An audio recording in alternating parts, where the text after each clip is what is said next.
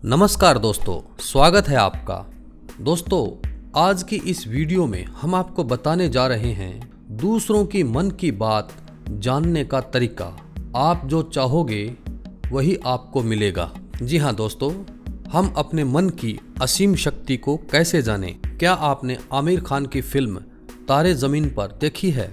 इस फिल्म में एक सीन था जिसमें आमिर खान बच्चे के पिता को सोलोमन आइलैंड के बारे में बताते हैं। इस आइलैंड के आदिवासी पेड़ों को काटते नहीं हैं, पेड़ के आसपास इकट्ठे होते हैं और कई घंटों तक पेड़ को कोसते हैं, जी भर के गालियां देते हैं, जिसकी वजह से कुछ हफ्तों के बाद वह पेड़ अपने आप सूख कर गिर जाता है। तो दोस्तों, हम में से शायद बहुत से लोग इस बात पर विश्वास नहीं करें कि कैसे सिर्फ गालियां और कोसने से एक पेड़ गिर जाता है या उस पेड़ को गिराया जा सकता है। लेकिन दोस्तों, ये सच बात है और प्रमाणित भी है। बहुत से लोगों ने इस पर अपने अपने मत दिए हैं, लेकिन जिनके व्यू सबसे ज्यादा प्रसिद्ध हुए हैं वो हैं ब्रूस लिप्टन। ब्रूस लिप्टन के अनुसार ये कोई चमत्कार नहीं है, इसकी वजह है हमारे मन की असीम शक्ति। हमारा अर्ध चेतन मन हमारे चेतन मन से कई लाख गुना तक ज्यादा शक्तिशाली है और यही हमारी जिंदगी की बहुत सी चीजों को तय करते हैं। दोस्तों, बहुत बार हम अपनी खराब आदतों को बदलने की कोशिश करते हैं, लेकिन बहुत सी कोशिशों के बाद भी बदल नहीं पाते हैं, क्योंकि हमारी ये आदतें हमारी माइंड में इतनी प्रोग्राम हो जाती हैं, जिसकी वजह से हमारा माइंड कोशिश करने पर भी उस पर कोई असर नहीं पड़ता है। अपने फोन और लैपटॉप का एग्जाम्पल लीजिए। मान लीजिए आप कोई गाना सुन रहे हैं और गाने को बदलना चाहते हैं। ये गाना आपके कहने या चाहने से नहीं बदलेगा जब तक कि आप उसे ना बदलें। इसी तरह अगर हम अपनी लाइफ में कुछ बदलाव लाना चाहते हैं तो हमें उन सब चीजों को जो हमारे माइंड में पहले से चल रही हैं, उन चीजों को, उन बुरी आदतों को हमारे दिमाग से निकालना पड़ेगा और इसमें पॉजिटिविटी लेकर आनी पड़ेगी। दोस्तों, द बायोलॉजी ऑफ बिलीव के लेखक ब्रूस लिप्टन के अनुसार इसी तरह जब सोलोमन आइलैंड के लोग पेड़ों को कोसते हैं तो वास्तव में पेड़ के माइंड में नकारात्मक और खतरनाक विचारों को इंस्टॉल करते हैं। जी हाँ दोस्तों, पेड़ों के पास दिमाग भी होता है, ये बात बिल्कुल सही है और इसी वजह से पेड़ों की मौलिक आकृति बदल जाती है और पेड़ अपने आप गिर जाते हैं। इसके बाद इसकी पुष्टि क्वांटम थ्योरी भी करता है।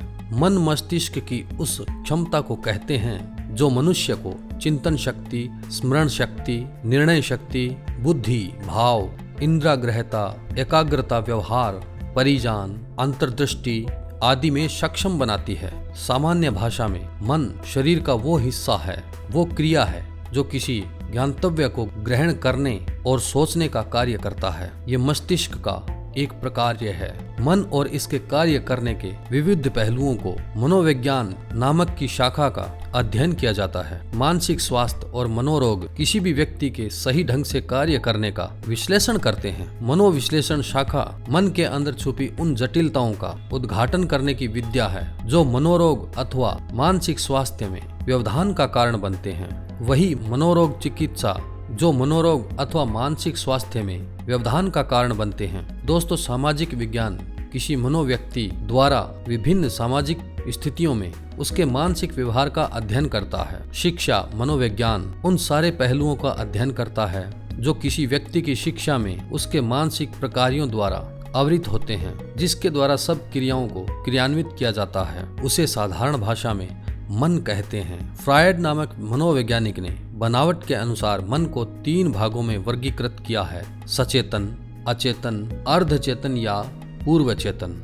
सचेतन मन का लगभग 10वां हिस्सा होता है, जिसमें स्वयं तथा वातावरण के बारे में जानकारी रहती है। दैनिक कार्यों में व्यक्ति मन के इसी भाव को लाता है। चेतन मन का लगभग 90% हिस्सा है, जिसके कार्य के बारे में व्यक्ति को जानकारी नहीं रहती। यह मन की स्वस्थ एवं अस्वस्थ क्रियाओं पर प्रभाव डालता है। इसका बोध व्यक्ति को आने वाले सपनों से हो सकता है। इसमें व्यक्ति की मूल प्रवृत्ति से जुड़ी इच्छा जैसे कि भूख, प्यास, यौन इच्छाएं दबी रहती हैं। मनुष्य मन के इस भाग का सचेतन इस्तेमाल नहीं कर सकता। यदि इस भाग में दबी इच्छाएं नियंत्रण शक्ति से बचकर प्रकट हो जाएं, तो कई लक्षण उत्पन्न हो जाते हैं जो बाद में किसी मनोरोग का रूप ले लेते हैं। अर्धचेतन या पूर्व चेतन मन ये मन के सचेतन तथा अचेतन की बीच का हिस्सा है, जिसे मनुष्य चाहने पर इस्तेमाल कर सकता है, जैसे कि स्मरण शक्ति का वो हिस्सा जैसे व्यक्ति किसी घटना को याद करने के लिए कोशिश करने पर याद आ जाता है। फ्राइड ने कार्य के अनुसार ही मन को 3 मुख्य भागों में वर्गीकृत किया है। ईड यानी मूल प्रवृत्ति।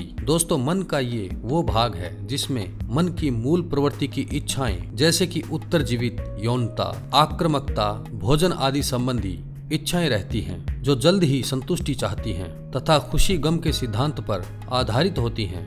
ये इच्छाएं अतांत्रिक तथा अमौखिक होती हैं और चेतना में प्रवेश नहीं करती। ईगो यानी कि अहम। दोस्तों, ये मन का सचेतन भाग है जो मूल प्रवृत्ति की इच्छाओं को वास्तविकता के अनुसार नियंत्रित करता है। इस पर सुपर ईगो यानी परम अहम या परम विवेक का प्रभाव पड़ता है। इसका आधा भाग सचेतन तथा अचेतन रहता है। इसका प्रमुख कार्य मनुष्य को तनाव या चिंता से बचाना है। फ्राइड की मनोवैज्ञानिक पुत्री एना फ्राइड के अनुसार ये भाग 1.5 वर्ष की आयु में उत्पन्न हो जाता है, जिसका प्रमाण ये है कि इस आयु के बाद बच्चा अपने अंगों को पहचानने लगता है तथा उसमें अहम भाव, स्वार्थी भाव उत्पन्न हो जाता है। तीसरा पार्ट है सुपर ईगो, विवेक या परम अहम।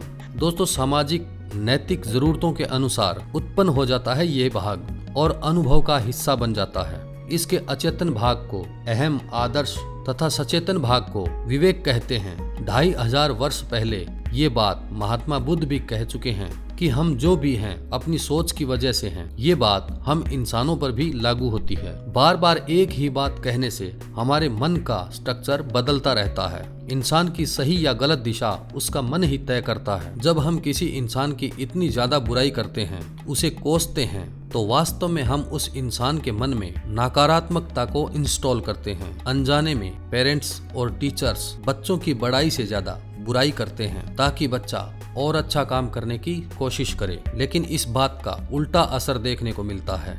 इसीलिए सही काम करने पर अपने बच्चों को हमेशा प्रोत्साहित करें और गलत काम करने पर कोसने की बजाय बच्चों को सही और गलत के बारे में बताएं। इसी तरह चाहे वो आपका दोस्त हो या भाई, उसे कभी भी डीमोटिवेट ना करें। तो दोस्तों, ये था हमारा वीडियो। उम्मीद करता हूँ कि आपको यह वीडियो पसंद आया होगा। प्लीज हमारे चैनल को सब्सक्राइब कीजिए। धन्यवाद।